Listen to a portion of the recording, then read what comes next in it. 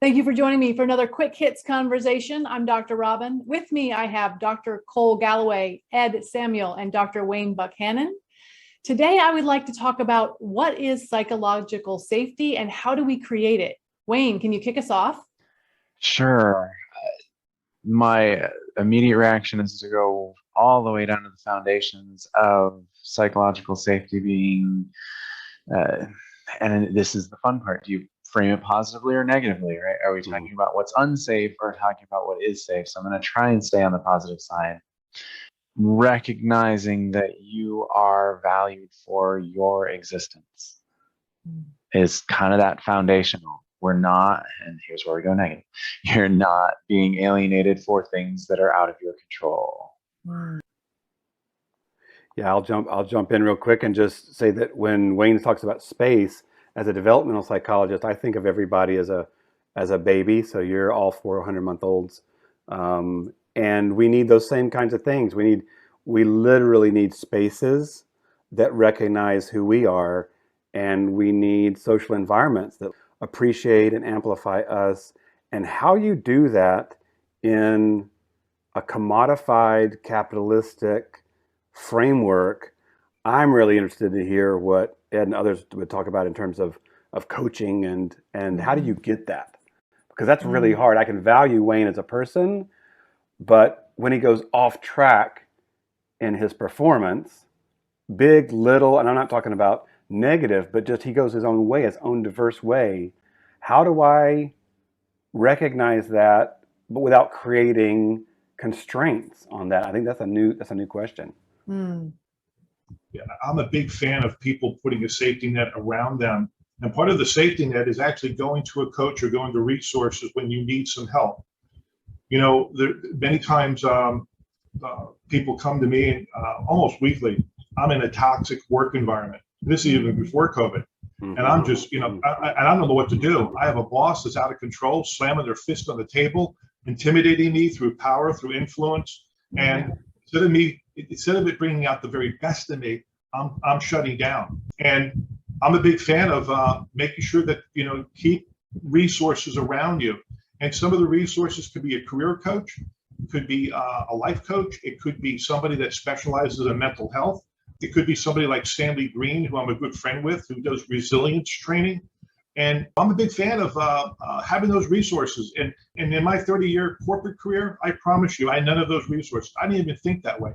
I just took it on the chin and just thought it's probably why I have no hair. Well, piggybacking on that, I personally had nothing to think about with Robyn's question, yet again, because who I am, how I live my life, how I'm perceived in terms of cisgendered, white, higher resourced, blah, blah, blah. I have never really considered the fact that I could be entering in a workspace in which my psychological safety and security was at all challenged. Yet another blind spot for us. So I'd like to hear from other people, like how folks like me that are not going to feel that in this privileged way, what's my role? Like, because I feel psychologically safe all the time. People defer to me. I'm probably creating a bad state, not even perceiving it. So one thing that I do when I work with clients to try and help create psychological safety is to actually talk about it. And the way I say to my clients is you cannot be too anything when you're talking to me. You can't dream too big. You can't be too broken.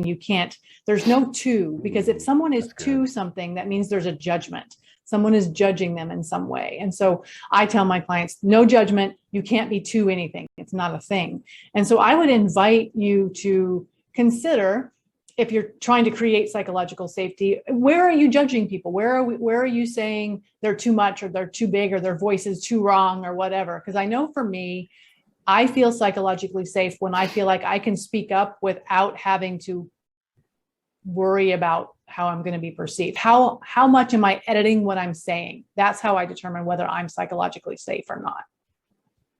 Yeah. So I have two different things going on in my head at the moment. One is, how do those of us who have the privilege use it? And I'm finding myself more and more aligning with communities where I am not a part of the community, but I'm an ally.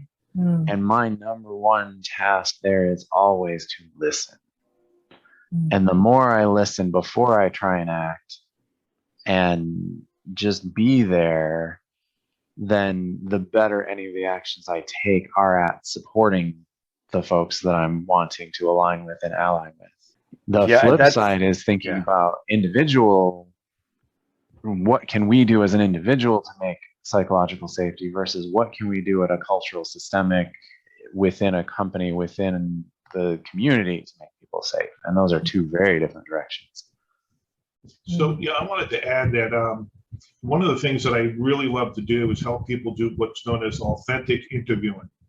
And authentic interviewing is where we ask our clients to go through some assessments to really identify their personality strengths. And when you're interviewing, you want to let people know very candidly what your strengths are and do it in a way where if that means they don't hire you, they don't hire you. One of the travesties that happens in corporate America and really in small America and everything in between is when somebody gets hired and you weren't articulating your strengths and the employer wasn't asking the right questions. Next thing you know, you're in a job where instead of someone leaning on the best of who you are, they're leaning on your weakest part of you. So what you've done is indirectly, you've taken the net away from you and you had control of it right from the beginning. So taking some of the control for your own psychological safety, I think that that's a really good, a key point, is that not everyone else gets to control. I mean, certainly the environment controls some of whether you feel safe, but you can also put yourself in a place where you can feel safe as well. I work in disability justice and I'm currently temporarily able-bodied, so I'm the furthest away probably on the call from the people you're trying to help, quote unquote. And then my favorite t-shirt is Stop Caring. And it's that idea of like, just don't come into people you're not and blow over that. And I found very late in my career, community organizing principles, like out of University of Michigan, some free courses that everybody really should take because we're all trying to help a diverse group. And as Wayne and Ed have said, you got to recognize it, be authentic. Who does that professionally? Community organizers, especially in justice. There's a lot of really interesting, accessible information to mix in with your coaching, mix in with your daily interpersonal. Boy, I've fundamentally changed the way I interact. And I do feel like in today's world, there seems to be kind of a dichotomy. There's the people who are trying to create safety and make room for other people, and then the people who are desperately trying to take it away and calling people who want psychological safety snowflakes. And I feel like that dichotomy is not creating a super healthy environment for anyone. So how do we do a better job of articulating that and making it better? Open your mouth as a bullhorn for the community that you've understood and listened to. I play this back and listen to what these guys are saying. And I think going back to the toxic work environments, I speak on this often. Why do companies allow toxic leaders in their organizations?